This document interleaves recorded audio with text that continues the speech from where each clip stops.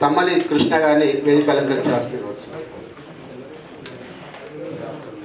నైజాం విముక్త అమృతోత్సవాలు తెలంగాణ లోపల గత సంవత్సరం నుంచి అంటే మనకి చేసుకున్నాము. కానీ తెలంగాణకి ఒక సంవత్సరము ఒక నెల 2 రోజుల ఆలస్యంగా స్వతంత్రం వచ్చింది. 1948 సెప్టెంబర్ 17వ తేదీన స్వాతంత్రం వచ్చింది. కాబట్టి లోపల నైజాం విముక్త ఉత్సవ కమిటీని ఏర్పాటు చేయడం జరిగింది.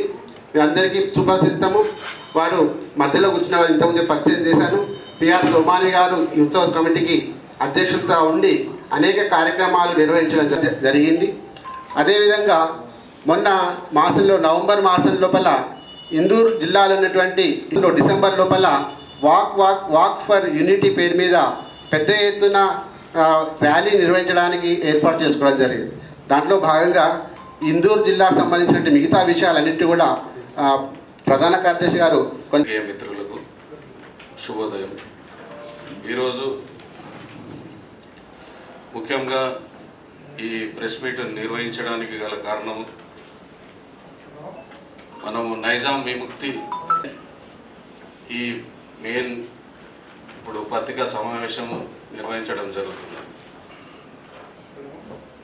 ముఖ్యంగా ఇప్పుడు హైదరాబాద్ సంస్థానం నిరంకుశ నిజాం పాలన నుంచి విముక్తి పొందిన 75 ఏళ్ళు పురస్కరించుకొని ఈ విముక్త స్వాతంత్ర అమృతోత్సవాలను రాష్ట్ర వ్యాప్తంగా నిర్వహిస్తున్నారు. ఈ ఉత్సవాల్లో భాగంగా నిజామాబాద్ జిల్లా ప్రత్యేకంగా ఈ నెల 15న ఈ వాక్ ఫర్ యూనిటీ ర్యాలీని నిర్వహిస్తూ మన ఉత్సవ సమితి అధ్యక్షులు బిఆర్ సోమాని గారు ఈరోజు మన విలేకరుల సమావేశంలో పాల్గొంటున్నాము. ఈ ర్యాలీకి అందరినీ సదరంగా ఆహ్వానిస్తున్నాము. మరియు పత్రికేయ మిత్రులకు ఈ ప్రెస్ మీట్ ద్వారా అందరికీ ప్రింట్, ఎలక్ట్రానిక్ మరియు అన్ని మీడియాలకు ఈ సందర్భంగా ఇది పెద్ద ఎత్తున నిజామాబాద్లో జరపాలని ఆశిస్తున్నాము. మరియు దీంట్లో భాగంగానే అమృతోత్సవాల భాగంగా వేరు కార్యక్రమాలు పలు చోట్ల చేశాము. ఈ నెలలో సెప్టెంబర్ 15 నుంచి అన్ని రెవెన్యూ మండల కేంద్రాల్లో జాతీయ పతాక ఆవిష్కరణ జరిగింది. అంటే సెప్టెంబర్ 17 ఈ 2022. అక్టోబర్ నెలలో ఖండాలకు మండల కమిటీల యొక్క విముక్తి చేశారు. నవంబర్ మాసంలో 3 నగరాల్లో 3 యువ సమ్మేళనాలు జరిగినాయి. నవంబర్ 11న బిఎల్ఎన్ గార్డెన్స్లో 1000 మందితో ఈ కార్యక్రమం నిర్వహించాము. నవంబర్ 15న ఆర్మూర్ విజయలక్ష్మి గార్డెన్స్లో కూడా 1300 మందితో ఒక పెద్ద కార్యక్రమము జరిగింది. నవంబర్ 22న బోధనలో కూడా 2000 మందితో ఈ కార్యక్రమం చేయడం జరిగింది. మరి డిసెంబర్ 15న ఇప్పుడు వాక్ ఫర్ యూనిటీ ర్యాలీని నిర్వహిస్తున్నాము. మరియు తదుపరి కార్యక్రమాలు జనవరి 1 నుంచి 15 వరకు ఇంటింటా జాగరణ కార్యక్రమం ఉంటుంది. ఫిబ్రవరిలో ప్రతిష్టాత్మక వ్యక్తుల సమ్మేళనం ఉంటుంది. మార్చిలో మహిళా సదస్సు ఉంటుంది. ఇలా ప్రతి నెలలో ఈ ఒక్కొక్క కార్యక్రమం చేస్తూ 2023 అంటే 2023 సెప్టెంబర్ 17 ప్రతి గ్రామంలో జాతీయ పతాక ఆవిష్కరణతో ఈ ఉత్సవాలు ముగిస్తుంటాయి.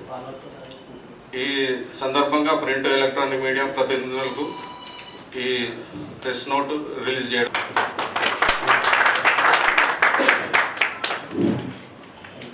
निजाम विमुक्त स्वतंत्र हमें स्वतंत्रता मिली, मगर हमको निजाम स्टेट से स्वतंत्रता 1 साल के पश्चात मिली। वह 17 सितंबर 1948 में हमें स्वतंत्रता मिली और हमें आज़ादी का जो 75 वर्ष है, हमने आज़ादी का अमृत उत्सव के नाम से एक वर्ष पूरा उत्सव मनाया। मगर निजाम स्टेट से जो आज़ादी मिली उसका अमृत उत्सव हम 17 सितंबर 2022 से लेकर 17 सितंबर 2023 तक बड़े उत्साह से मनाने जा रहे थे। आपको मालूम है कि हमें जो निजाम स्टेट से जो स्वतंत्रता मिली उसके पहले हमारे पर बहुत ही अच्छा अत्याचार हुए हैं। उस टाइम के क्रूर नवाब उस्मान अली खान और वहाँ के जो कासिम राजवी रजाकार के लीडर, उन्होंने हमारे हिंदुओं पे, हमारे आंध्र प्रदेश के, तेलंगाना के, मराठवाड़ा के और कर्नाटक के 3 डिस्ट्रिक्ट जो निजाम स्टेट में आते हैं उन पे बहुत अत्याचार किया, बलात्कार किया, मारहाण की। कई लोग यहाँ से पलायन करे और बहुत से लोग शहीद हुए। इतना शहीद होने के बाद सरदार वल्लभ भाई पटेल से पूछा, सरदार वल्लभ भाई पटेल ने यह एक मीटिंग में बताया कि इस पे हमें आक्रमण करना चाहिए, मगर जवाहरलाल नेहरू ने मना किया और वहाँ के गवर्नमेंट, जो ब्रिटिश गवर्नमेंट थी, ब्रिटिश लोग थे, उन्होंने भी इसके ऊपर सम्मति नहीं बताई। इसको हमने सरदार वल्लभ भाई पटेल ने प्रखरता से जोर देकर बोले कि हमें इस पे ऑपरेशन पोलो ऑपरेशन करना है और हमें निजाम स्टेट को स्वतंत्र करके भारत में विलय करना है। यह उन्होंने तय करे और दृढ़ता के साथ 36,000 हमारे जवानों के साथ इस पर आक्रमण किया और निजाम स्टेट 13 सितंबर 1948 में आक्रमण किया और 5 दिन के अंदर ही इसको हमें निजाम स्टेट को स्वतंत्रता मिली और निजाम स्टेट भारत में विलय हुआ। उस टाइम के मीर उस्मान अली खान और जो कश्मीर कह सकते हैं, कैसा उस्मान अली खान हमारे सरदार वल्लभ भाई पटेल को झुककर नमन कर रहे और इस तरह हमारा जो निजाम स्टेट स्वतंत्र हुआ। मगर और 26 जनवरी 1950 में पूर्ण रूप से ये निजाम स्टेट हमारे भारत देश में विलय हुआ। इसको ध्यान में रखते हुए हमने सोचा है कि कई लोगों को, जो यंग जनरेशन है, जो 1948 के बाद जिनकी पैदाइश हुई है, वो लोगों को, काफी लोगों को हमें निजाम स्टेट कब स्वतंत्र हुआ, हमें आज़ादी कब मिली, हमारे कितने लोग शहीद हुए और कितने अत्याचार हुए, इसकी बिल्कुल कल्पना नहीं है। इस उद्देश्य को ध्यान में रखते एक अमृत उत्सव समिति की ओर से हम विभिन्न कार्यक्रम आयोजित किए जा रहे हैं ताकि जनता को, विद्यार्थियों को, स्टूडेंट्स को यह पता चले कि हम निजाम स्टेट किस तरह स्वतंत्र हुआ। इसलिए जैसा अभी हमारे सेक्रेटरी साहब ने बताया कि जो मंडल लेवल पर सितंबर में पूरे मंडल पे फ्लैग होस्टिंग किया गया।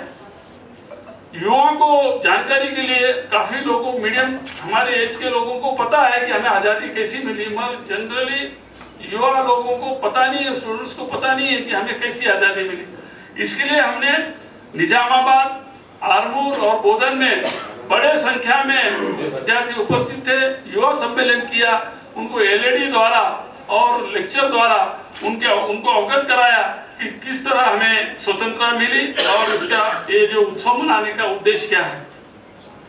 हर महीने में कुछ न कुछ कार्यक्रम कर रहे, उसको ध्यान में रखते हुए अभी इस महीने में दिसंबर में वॉक फॉर यूनिटी, इस तरह का एक अलग टाइप का एक रैली का प्रोग्राम ऑर्गेनाइज हम करने जा रहे हैं। फिर जनवरी में door to door leaflet, booklet और स्टिकर्स का डिस्ट्रीब्यूशन किया जाएगा कि हर ग्राम में हर व्यक्ति को तक ये पहुंचेगा कि हमें कैसा हमें निजाम स्टेट से हमें से स्वतंत्रता मिली, इसके बारे में वो लोगों को पूरा डोर टू डोर जानकारी देंगे।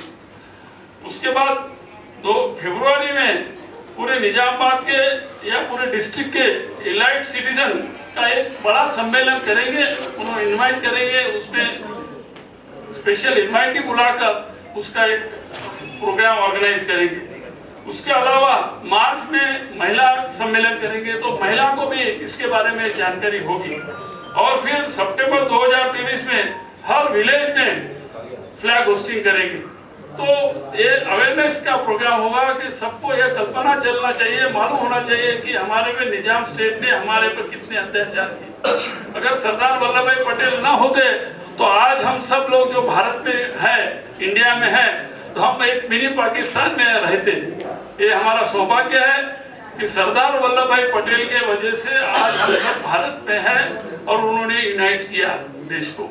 उन्होंने 562 अलग अलग राज्यों को इसमें विलय किया, मगर 3 राज्य छूट गए थे, एक जम्मू एंड कश्मीर, जूनागढ़ और तीसरा निजाम स्टेट। तो 2 स्टेट तो पहले हो गए विलय, निजाम स्टेट नहीं हुआ, तो फिर निजाम स्टेट में भी ऑपरेशन पोलो करके निजाम स्टेट को भी भारत में विलय किया। ये बहुत बड़ी हमारे देश की उपलब्धि है। हम देश सरदार वल्लभ भाई पटेल को कभी भी नहीं भूल सकते। तो उस उद्देश्य को ध्यान में रख के हमने सरदार वल्लभ भाई पटेल की वर्धंती डे 15 दिसंबर को वर्धंती डे है, वो वर्धंती डे पे हमने यहाँ सोचा है कि पूरे निजामाबाद में, पूरा निजामाबाद डिस्ट्रिक्ट से पूरे विद्यार्थी, junior college, senior college, allied citizen, स्वतंत्र सेनानी, फार्मर्स, डॉक्टर्स, एडवोकेट, सबको हम इनवाइट कर बड़ी संख्या में, हजारों की संख्या में हम एक रैली निकालने जा रहे हैं। वो रैली हम कलेक्टर ग्राउंड से, जो पुराना ओल्ड कलेक्टर ग्राउंड है, वहां पर हम सब एकत्रित होंगे। सभी डायरेक्शन से, हर स्कूल से, जैसे आरमूर से आरमूर रोड से, बोदल रोड से, डिचपल्ली रोड से, सभी तरफ से विद्यार्थी फ्लैग के साथ, उनके जैसे आप देख रहे हैं वो हमने फ्लैग लगाए, फ्लेक्स लगाए हर स्कूल का, जैसा श्री राघवेंद्र डिग्री कॉलेज, वो फ्लैग लेकर स्लोगन के साथ, टी शर्ट और कैप पहनकर स्लोगन के साथ निजामाबाद के हर कॉर्नर से विद्यार्थी, एलाइड सिटीजन, डॉक्टर्स, एडवोकेट, सभी लोग एकत्रित कलेक्टर ग्राउंड में होंगे। कलेक्टर ग्राउंड में एकत्रित होने के बाद 10:30 बजे 10:30 को वहां से रैली निकलेगी। वो जो रैली है वहां से गांधी चौक, नेहरू पार्क, आर चौरास्ता से सरदार वल्लभ भाई पटेल चौक, यानी पुराना वर्नी चौक, और वर्नी चौक का नाम सरदार वल्लभ भाई पटेल चौक हो गया है। तो हमें वो सरदार वल्लभ भाई पटेल चौक का नाम भी पॉपुलर करना है, इसलिए हमने सब इसमें जगह सरदार वल्लभ भाई पटेल चौक ही लिखा है।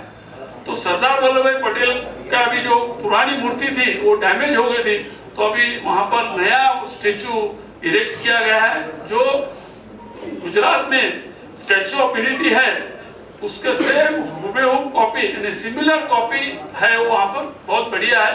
24 फीट हाइट, ग्राउंड लेवल से 24 फीट हाइट का वो मूर्ति है। वहां पर हम सब एंड करेंगे और वहां पर सरदार वल्लभ भाई पटेल को हम गार्लैंड करके वहां धन्यवाद हम देंगे। सभी सिटीजन रैली में पार्टिसिपेट हो, कोशिश हमारी यही रहेगी, चाहे हम जब रेगुलर ड्रेस में थे और जब टी शर्ट और कैप पहने तो अपने आप को थोड़ा सा विद्यार्थी अपना फ्लैग सामने लेकर, तिरंगे झंडे लेके, फ्लैग अमर रहे सरदार वल्लभ भाई पटेल अमर रहे। उसके अलावा जय हो लौह पुरुष की जय हो, जिंदाबाद जिंदाबाद सरदार पटेल जिंदाबाद, मातरम वंदे मातरम, ऐसा हिंदी, इंग्लिश और तेलुगु में अलग अलग जो प्ले कार्ड बनाएंगे, वो प्ले कार्ड के साथ सभी रैली वहां पहुंचेगी। और एक आपको सूचना देना है, इसमें कई लोगों ने अपने इसमें बलिदान दिया है। वो बलिदान के लिए मैं आपको कुछ लोगों के नाम बताता हूँ, जो आपको मालूम होगा कि निजामाबाद से भी कई लोग इसमें अपना आहुति दी है जब हमें कहीं ये निजाम स्टेट से स्वतंत्रता मिली है। जैसा कि हैदराबाद से देखिए साहेबुल्ला खान, दशरथ, कृष्णा मचरया, वंदे विश्वनाथम, उनके भी इनके रविंद्र के दादाजी हैं, उन्होंने भी अपना बलिदान दिया। इस तरह से नारायण रेड्डी जी, मानिक्यम जी, वामन सिंह जी हुए हम इस तरह का ये बड़ा रैली ऑर्गेनाइज करने जा रहे हैं। आप सभी से निवेदन है कि इसको ज़्यादा से ज़्यादा आप टेलीकास्ट करें ताकि ज़्यादा से ज़्यादा लोग पार्टिसिपेट हो। ये न्यूट्रल बॉडी है, कोई पॉलिटिकल इसमें इन्वॉल्वमेंट नहीं है, सभी हम न्यूट्रल बॉडी इसमें उत्सव समिति में हम हैं। तो हम सभी से, चाहे बीजेपी रहने दो, TRS रहने दो, जो भी भाइयों को अगर कोई ऑर्गेनाइजेशन है, रोटरी, लायंस, जेसीस, जब वहाँ गड़बड़ ना होना, टी शर्ट और कैप के लिए गड़बड़ नहीं होना, इसलिए हम अगर आपका लिस्ट देते हैं, जो भी डिफरेंट ऑर्गेनाइजेशन है उनको हम टी शर्ट्स और कैप एडवांस में देंगे।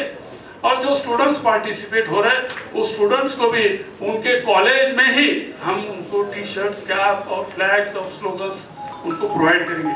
तो सहायता के लिए धन्यवाद।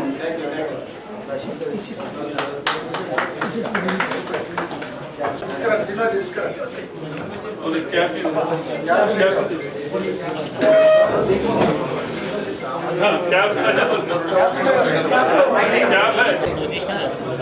నేను దియా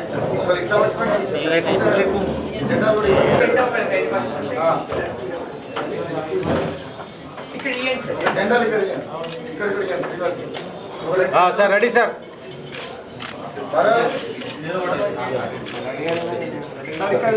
माता की वंदे वंदे